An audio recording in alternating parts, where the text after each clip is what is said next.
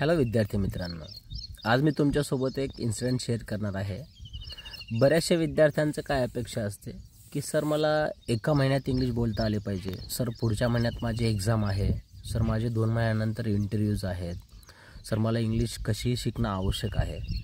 असे जेव्हा आपण म्हणतात ना की एक तुम्ही म्हण ऐकले असेल की ताण लागल्यावर विहीर खोदतात, सो त्यातला एक प्रकार होत आहे की काय होतं आहे की आपल्याला इमर्जन्सी किंवा एखाद्या गोष्टीची आपल्याला अर्जन्सी येत नाही तोपर्यंत ती गोष्ट आपण करत नाही। जसं असं होतं ना की आपण एक्झाममध्ये काय असतं की स्कूल कॉलेजेसमध्ये की जोपर्यंत तुम्हाला लास्ट डेट सांगितली जात नाही की तुम्हाला 20 तारखेपर्यंत ॲडमिशन फॉर्म तुम्ही भरले पाहिजे, तोपर्यंत आपण ॲडमिशन फॉर्म भरत नाही। आपण एकदम इमर्जन्सी येते, 18-19 तारीख येते तेव्हा आपण जागे होतो आणि त्यावेळेस मग आपण ती गोष्ट करायला लागतो।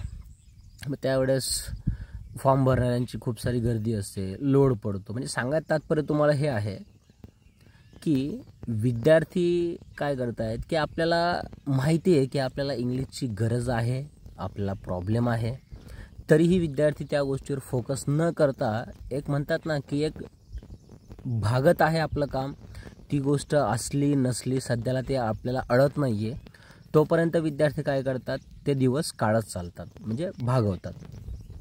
आणि ज्यावेळेस आपल्याला एकदम इमर्जन्सी येते, म्हणजे आपल्याला आपलं एज्युकेशन कंप्लीट झालं, म्हणजे आपली डिग्री कंप्लीट झाली, तर डिग्री कंप्लीट झाल्यानंतर जेव्हा आपल्याला इंटरव्ह्यू द्यायचा वेळ येतो तेव्हा आपण 2-4-5 इंटरव्ह्यूमध्ये आपण ज्यावेळेस रिजेक्ट होतो, त्या रिजेक्शनमध्ये आपल्याला मोस्ट ऑफ काय येतं की आपल्याला समोरच्यानं जर क्वेश्चन विचारला आणि त्याचा आपल्याला प्रॉपर जर एक्सप्लेनेशन करता येत नाही, तर तेव्हा विद्यार्थ्याला जाणीव होते अरे की मला आता इंग्लिश बोलता येत नाही आहे, मला इंटरव्ह्यूमध्ये मी सिलेक्ट होत नाही आहे। म्हणजे आपल्याला ऑलरेडी माहिती आहे की मला इंग्लिश कम्युनिकेशन करता येत नाही, मला इंग्लिश अंडरस्टँडिंगमध्ये अडचण जाते किंवा समजत असेल पण बोलता येत नाही, प्रत्येकाचे वेगवेगळे प्रॉब्लेम असतील। तर आपल्याला जर असे प्रॉब्लेम जर येत आहेत तर मला असं वाटतं आहे की आपण समस्या येण्याच्या आधीच जर आपण त्याचं जर सपोज सोल्युशन जर काढलं तर नक्कीच तुम्हाला भविष्यामध्ये कुठल्या अडचणी येणार नाहीत असं मला तरी वाटतं आहे।